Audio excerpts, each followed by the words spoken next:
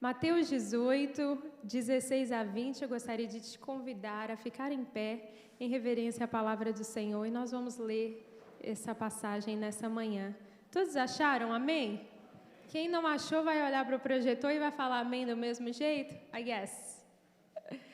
Diz o seguinte a palavra do Senhor: Os 11 discípulos foram para a Galileia, para o monte que Jesus lhes indicara. Quando viram, o adoraram, mas alguns duvidaram. Então aproximou-se deles e disse: Foi-me dada toda a autoridade nos céus e na terra. Portanto, vão e façam discípulos de todas as nações, batizando-os em nome do Pai e do Filho e do Espírito Santo, ensinando-os a obedecer a tudo o que eu lhes ordenei. E eu estarei sempre com vocês, ou em algumas versões, eu estarei convosco todos os dias até a consumação dos séculos. Eu estarei sempre com vocês até o fim dos tempos. Que o Senhor aplique a sua palavra no nosso coração. Você pode se assentar. Irmãos, essa é uma passagem bem conhecida, né? Essa passagem é conhecida como a Grande Comissão. E o Evangelho de Mateus se encerra com essa passagem. Se você não está no seu aplicativo, você está na sua Bíblia, você vai ver que esse é o final do livro. E nós estamos, we are in the Easter season, estamos na temporada da Páscoa. Daqui a 2 semanas estaremos aqui às 6 horas da manhã. Alguém já falou comigo: Carla, o horário daquele culto está errado. Não é 6 da noite, não é, irmão. É 6 da manhã mesmo. E se você nunca experimentou o que a gente chama de Sunrise Service, venha. Eu te garanto que você nunca vai esquecer.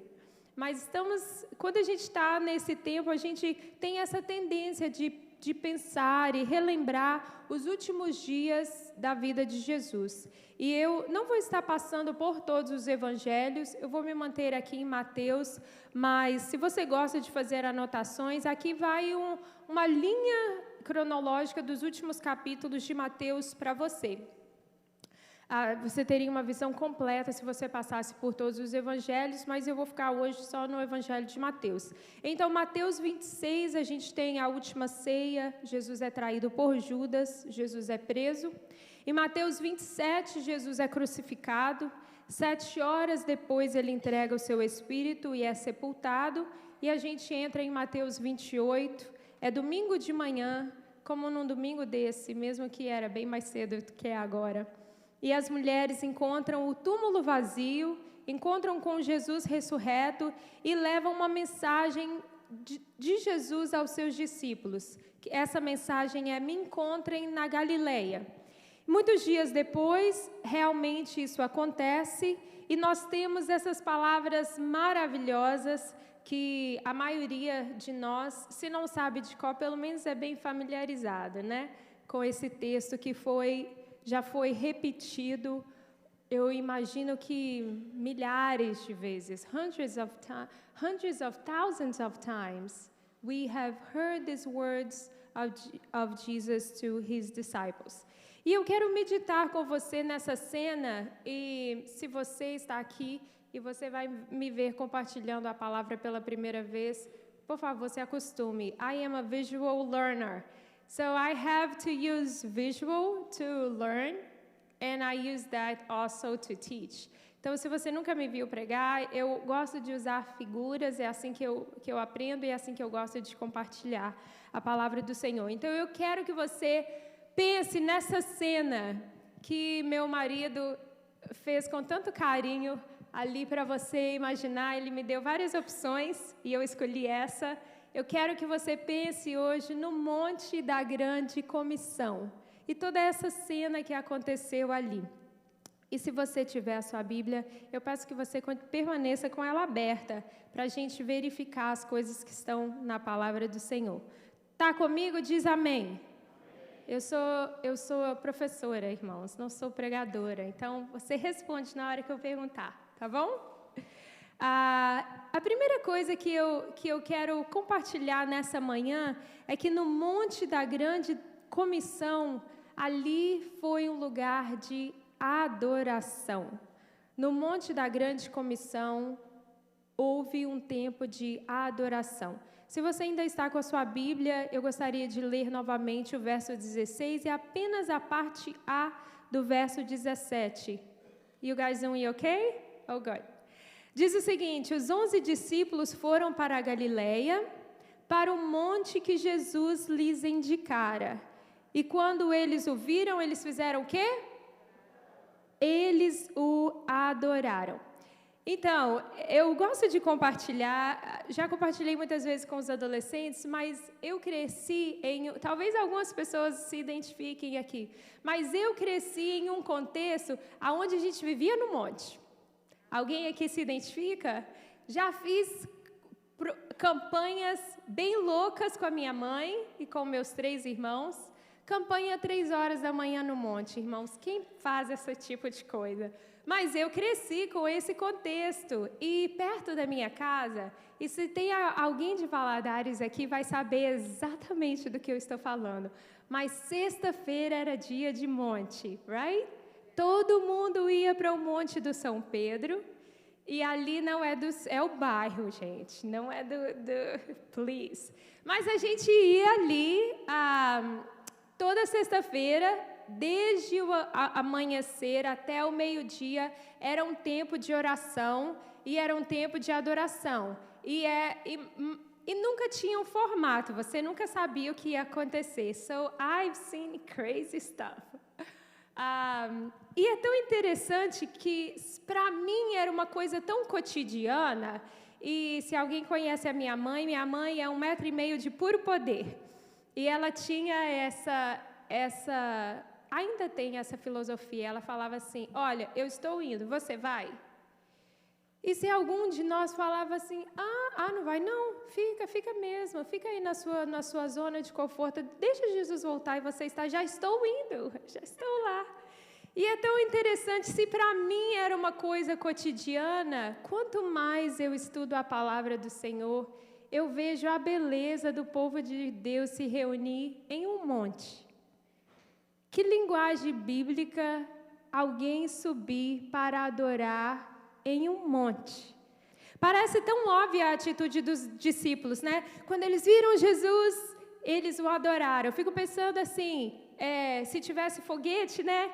Eles tinham soltado foguete, eles viram Jesus, fireworks. Parecia tão óbvia essa atitude. Nós estamos falando do encontro do mestre com seus amigos. Por 3 anos, aqueles homens conviveram dia e noite com Jesus. Ouviram seus ensinamentos, viram seus milagres. Por 3 anos, eles seguiram e serviram a Jesus. E por 3 dias, eles lamentam a sua morte. Por 3 dias eles estão submergidos em dor, em tristeza. E eu fico imaginando que deve ter sido muito forte aquela cena deles verem o seu amigo, o seu amado mestre, sofrer aquela morte tão grotesca. É uma coisa que você não esquece, irmãos. Fica na sua mente. E é claro, muitos dias se passaram. De acordo com Atos, mais de 40 dias, os discípulos foram redescobrindo, reconhecendo Jesus, o Cristo ressurreto. Então, o que mais eles podem fazer ao ver Jesus ali naquele monte, que ele já tinha marcado aquele encontro? Eles se prostram e adoram. Mas é necessário a gente lembrar que aqui nós vemos que a adoração acontece como resultado de obediência. Sabe, irmãos, os discípulos, depois da morte de Jesus, estavam com medo. Eles estavam escondidos. Eles estavam correndo perigo de serem perseguidos, de serem mortos como seu mestre. Então, quando Jesus diz para eles encontrarem, e eles escolhem ouvir aquele convite, eles estão obedecendo. Adoração como resultado de obediência. Você já pensou nisso? Pense como eles estavam se sentindo. Eles estavam com medo das autoridades, com medo do futuro, tipo, e agora? O mestre se foi, o que será da gente? Mas eles escolhem obedecer. eles escolhem enfrentar risco até mesmo de morte, para encontrar com o seu Senhor. E ali, na hora que eles o veem, eles o viram e o adoraram. E eu quero pensar com você nessa manhã, essa frase que a adoração, ela é resultado de obediência. Sabe, irmãos, eu me atrevo a dizer que a palavra adoração, ela foi deturpada no contexto gospel evangélico. Em primeiro lugar, biblicamente dizendo, adoração não é o equivalente à música.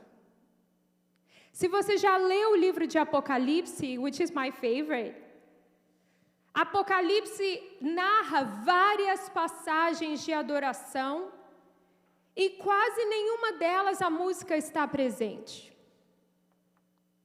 Mas hoje em dia a gente tem essa ideia de que a adoração é composta de trends and movements, like we see these days, repetitions of phrases and catchy expressions, over and over and over, até o ponto, às vezes, de levar uma pessoa a proximidade de um transe, ou até mesmo um momento de hipnose. E quanto mais pessoas são atraídas por isso, parece que mais existe adoração. Talvez só eu penso assim. Aonde estão os momentos e as canções que nos levam para a Bíblia? Para passagens bíblicas, para o livro de Salmos, para coisas que estão escritas aqui. Onde é que se tornou ok para que a adoração e músicas e momentos sejam subjetivos e tudo depende da forma que você interpreta? Muitas vezes a gente está ouvindo uma rádio evangélica e você escuta uma música gospel e você não sabe se é uma poesia ou uma canção de amor. Ah, mas é tudo muito orgânico. Será? Aonde está a adoração como resultado da obediência nesses movimentos? Como eu tenho ouvido, Carla, é worship. Chip de quê? A palavra do Senhor diz em João 14, 21, são palavras de Jesus: quem tem os meus mandamentos e lhes obedece, esse é o que me ama. Adoração como expressão de amor, mas aonde está a obediência?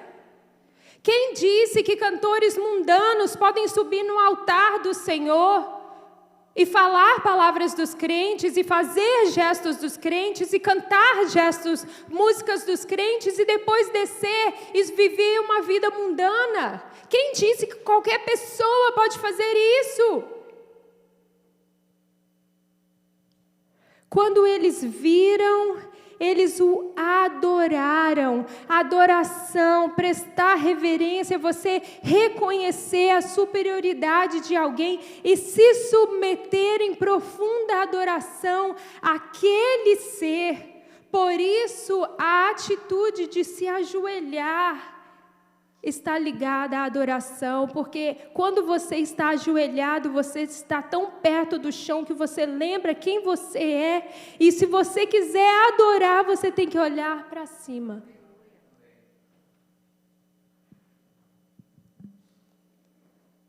A palavra do Senhor nos lembra, eu não vou ler, mas em 2 Samuel 12, que Davi, após perder o seu primogênito, o seu primeiro filho com Batseba, ele entrou no santuário e adorou ao Senhor. Adoração até mesmo no momento do luto, isso é adoração. There's no band, there's no singers, there's no light, there's no smoke, no crowd, just a broken man before his God. Eu já compartilhei isso aqui com algumas pessoas, mas eu gostaria de compartilhar novamente. Em 2004, o pastor Mike Pilavachi declarou que por uma temporada não haveria mais acompanhamento instrumental em sua igreja ali na Inglaterra. Ele disse: nós perdemos o coração da adoração por causa de muitos entulhos técnicos. Então, por enquanto, nós vamos apenas cantar a capela. Dizem que no começo foi muito esquisito e toda a congregação estranhou. Mas aos poucos começou a surgir um quebrantamento naquele lugar que há muito tempo não acontecia. E assim nasceu a canção Heart of Worship, a essência da adoração, escrita por Matt Redman, o líder de louvor daquela igreja. It says, when the music fades, all is stripped away, and I simply come longing just to bring something that's of worth, that will bless your heart. I'm coming back to the heart of worship, and it's all about you. It's all about you, Jesus. Traduzindo, quando a música esmurece e o resto desaparece, simplesmente a ti me achego, ansiando oferecer algo de valor para abençoar o teu coração. Estou voltando à essência da adoração, e a essência és tu. E a essência és tu. Sabe, irmãos, quando os discípulos viram Jesus, eles se curvaram, eles se adoraram, porque a adoração só depende de uma coisa: Jesus estar ali. Esse é o coração da adoração. O fato se o Mestre está presente. Como discípulo de Jesus, eu quero te perguntar: que tipo de adorador você tem sido? Qual tem sido o centro da sua adoração? Em segundo lugar, se você ainda tem a sua Bíblia aberta, no Monte da Grande Comissão, ali também foi um lugar de dúvida. Mateus 28, nós vamos ler novamente o verso 16 e o verso 17. Então, comigo, digam amém. Muito bem.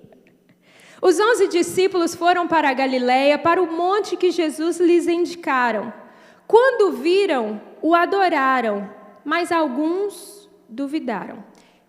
Eu vou te dar uns segundos para você digerir o que nós acabamos de ler. Quando eu leio essa passagem, I'm like, wait, what? What do you mean? Como assim? Os discípulos veem Jesus, adoram a Jesus, e alguns duvidam? Wait, what? Dúvidas a respeito da ressurreição de Jesus são registradas em outras passagens, se você gosta de take notes. Lucas 24, 10 e 11, eu não vou ler, e também João 20, 24, porque nós amamos falar do nosso irmão Tomé, né? We just love him, come on. Se eu ver Jesus, eu não acredito. Eu tenho que colocar minha mão. Jesus aparece, então toca, meu filho. Porque você viu, acreditou, bem-aventurados são aqueles, né? A gente gosta de falar dele. De alguma forma, Tomé não crê, makes us feel better. Só que, nas passagens mencionadas, as dúvidas dos apóstolos eram antes de verem Jesus. Como que aqueles homens que estiveram com Jesus 3 anos, eles o ouviram ensinando, eles viram Jesus fazendo milagres, eles viram Jesus falando da sua morte, falando da ressurreição, eles viram o túmulo vazio, e agora Jesus está ali e alguns duvidam. Como assim? O que isso quer dizer? Irmãos, a verdade é que a gente tem essa tendência a pensar que as pessoas da Bíblia são diferentes de nós. São melhores, ou mais santos, né? Eu gosto muito de falar isso. A gente tem essa ideia de quando as pessoas da Bíblia andavam, que um fundo musical de anjos tinha por trás, né? E quando eles falavam que acendiam uma auréola assim, but there were people like us. And they see Jesus and they don't believe it. He's right there. And they're like, can it be? Can it really be? Eles duvidam. Pense, ok. O túmulo está vazio, check. A cruz está vazia, check. Mas para onde foi o corpo? O corpo de Jesus sumiu. Seria possível mesmo que aquele homem fosse Jesus? Would you feel different? Quando o viram, o adoraram, mas alguns duvidaram. Por incrível que pareça, no Monte da Grande Comissão, também foi um lugar de dúvida, de hesitação, de questionamento. Daí eu fico pensando, por que Mateus escreveu isso? Não era melhor ele ter pulado essa parte? Não seria mais fácil? E enquanto eu vou falando isso, eu consigo visualizar o Mateus do Chosen Series, né? Irmão, se você ainda não assistiu o Chosen, vale a pena você assistir. E eu vou visualizando o Mateus, que eles... Fantastic job. E eu, pensando nele, eu falo, ele ia escrever realmente. Mas ele é tão interessante que a palavra de Deus está aqui. Sabe por quê? Isso daqui, o fato que os discípulos duvidaram, porque eu e você precisávamos ler isso. Porque quem aqui nunca passou por um momento de falta de fé? Quem aqui, mesmo quando a presença de Jesus se manifestou, você fez... Quem aqui, quantas vezes não orou e falou, Senhor, eu entrego para Ti. Senhor, eu Te dou isso. Eu descanso em Ti. Quem nunca fez isso? Yes. Os discípulos viram Jesus e alguns duvidaram. Naquele monte também houve dúvida. Eu e você precisávamos saber que a ressurreição de Jesus não transformou homens de pequena fé em grandes gigantes espirituais imediatamente. That was a process. Vocês estão entendendo o que o Senhor está falando? Para você que de tempo em tempo sofre com dúvidas, deixa eu te falar uma novidade, você não está só. Quantos crentes colocam uma máscara ou vestem uma capa e não têm coragem de colocar para fora that they're struggling? Estão passando por tempo de escassez, ou tempo de fraqueza espiritual, ou falta de fé. Uma das minhas passagens que eu me identifico tanto, quando Jesus está para curar um menino endemoniado, vocês vão acompanhar o texto, mas olha essa conversa entre Jesus e o pai daquele menino, em Marcos 9, 23, eu só vou ler a parte B e o verso 24, Jesus fala para aquele homem, olha, tudo é possível ao que crê. Imediatamente, o pai do menino exclamou, eu creio, ajuda-me a vencer a minha incredulidade. Ou ajuda-me a vencer a minha falta de fé. It's like, eu creio, mas eu não creio tanto. Segura na minha mão para que eu possa crer de verdade. O que eu tenho para falar para você, se você tem se encontrado nessas águas, sabe, irmãos, fé, hoje em dia nós somos uma geração que são levadas por sentimentos. Se existe um êxtase no ambiente, aquilo foi adoração. Wrong! Se você chegou na igreja, você está triste, pode estar todo mundo abençoado e você está não quer dizer que Jesus não está ali porque você não está sentindo. Outra coisa, a gente tem essa ideia de que crer é você ter esse êxtase de fé errado. Você crer é uma escolha. Você escolhe crer dia após dia após dia. E quando you don't feel like believing, you gotta make a choice. Por que precisamos escolher a fé? Porque Hebreus 11 nos fala que a fé é a certeza, essa escolha em crer naquilo que esperamos e a prova das coisas que não vemos. E por que quando a gente duvida, nós precisamos combater isso, escolher crer? Porque no verso 6 diz que sem fé é o quê? Impossível agradar a Deus, pois quem dele se aproxima precisa crer, precisa escolher, acreditar que ele existe e recompensa aqueles que o buscam. Greg Stewart, he's the founder of the ministry Dare to Share, e ele escreveu, and he wrote this in his book Mutiny Ministry. He says, think about, and I love this, think about the basic creed of Christianity. We believe in a God that we can't explain. We trust in a Savior we've never met and look forward to a heaven we've never seen. Well, it sounds unbelievable. That's why it's called Amazing Grace, because if it was easy to understand, we'll call it average grace.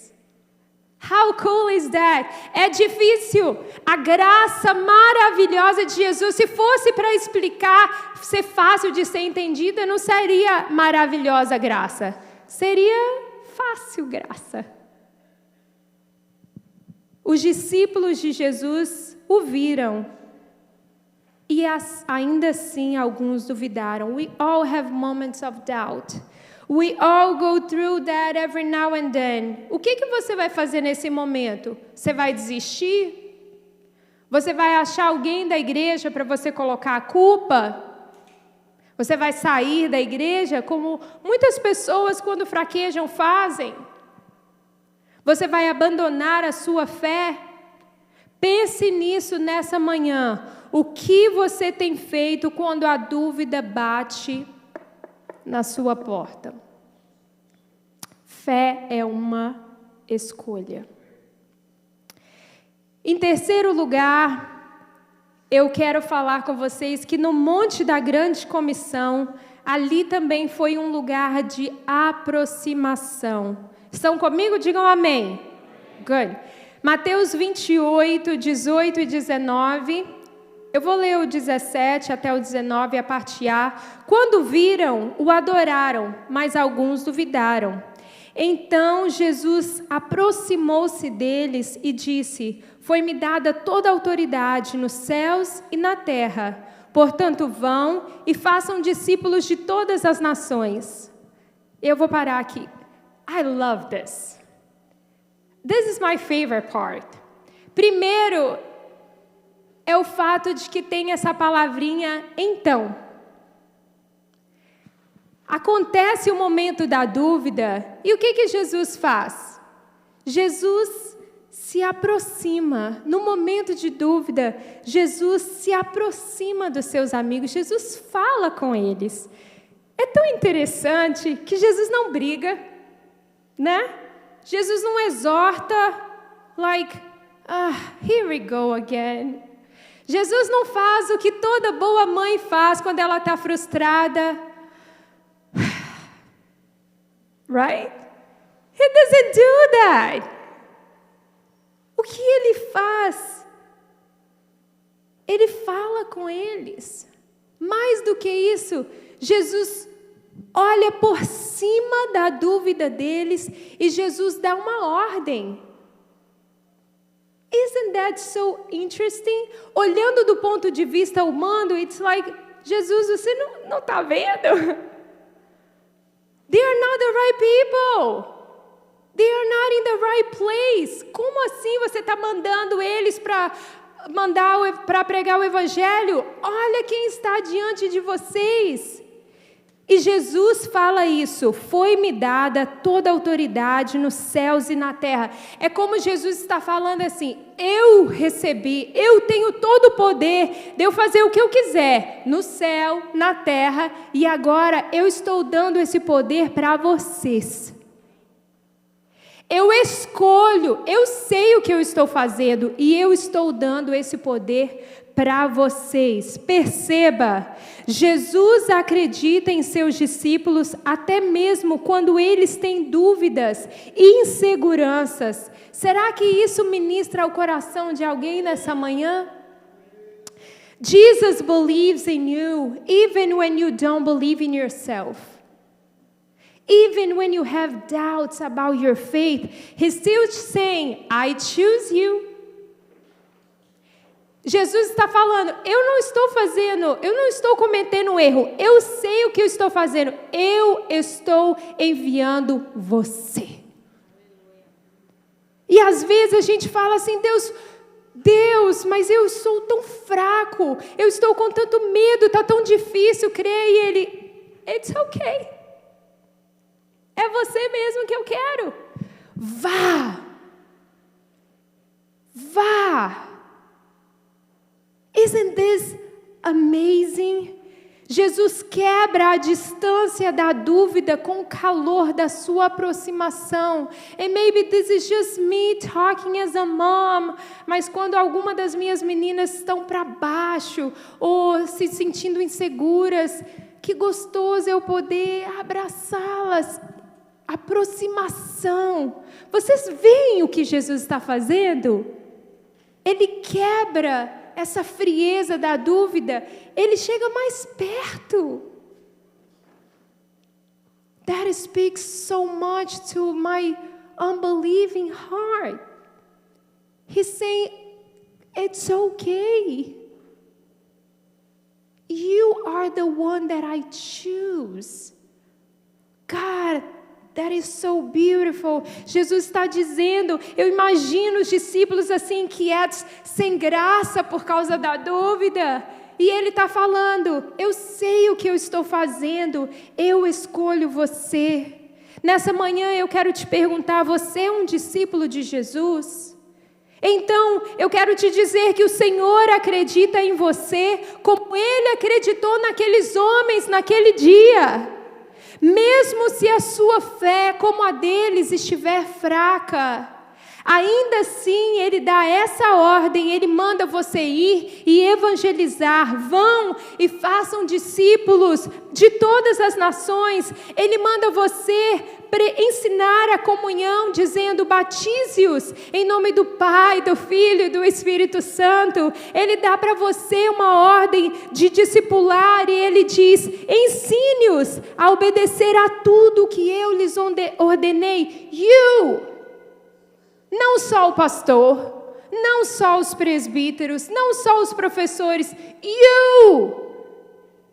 você, aonde você está, Deus está te chamando. What are you doing with His calling?